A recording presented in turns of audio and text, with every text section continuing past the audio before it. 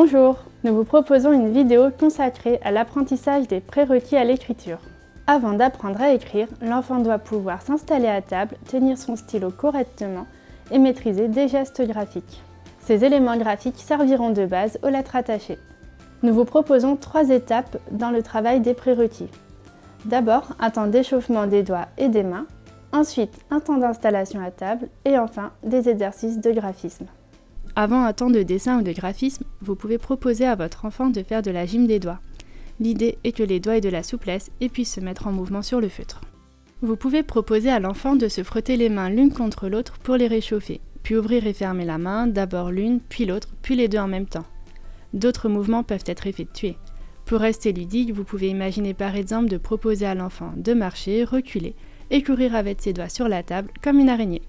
Passons à l'installation à table. Pour faciliter le geste graphique, la posture du corps et la tenue du feutre comptent beaucoup.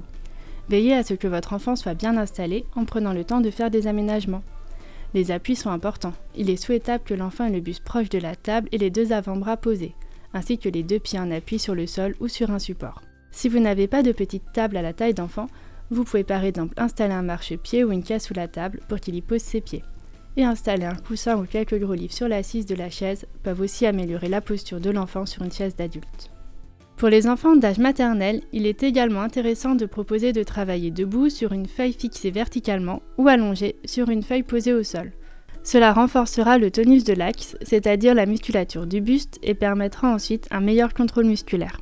Pour la tenue du feutre, on attend en maternelle une prise avec les doigts et non plus avec toute la main.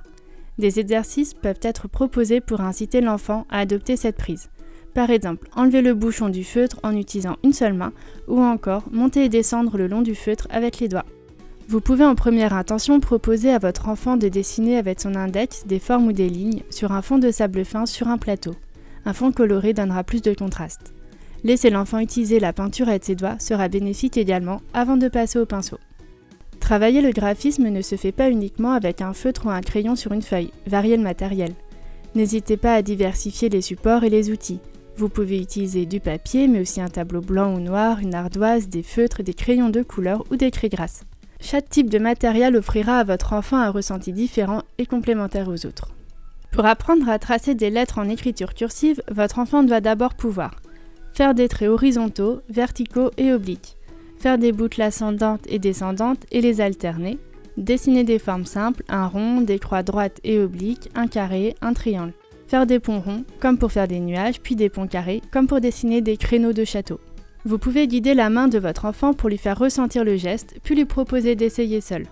Vous pouvez également proposer à votre enfant de suivre le contour des gommettes de différentes formes, rond, carré, rectangle, afin de travailler la précision du geste graphique et notamment l'arrêt du mouvement en fin de tracé. Il est possible de proposer différents exercices, comme relier des points, relier des chiffres ou colorier. Il existe de nombreuses variantes à tous ces exercices. Laissez l'enfant gribouiller, expérimenter, faire des dessins libres avant ou après le temps d'exercice. Surtout, n'oubliez pas, le dessin et le graphisme doivent rester un plaisir.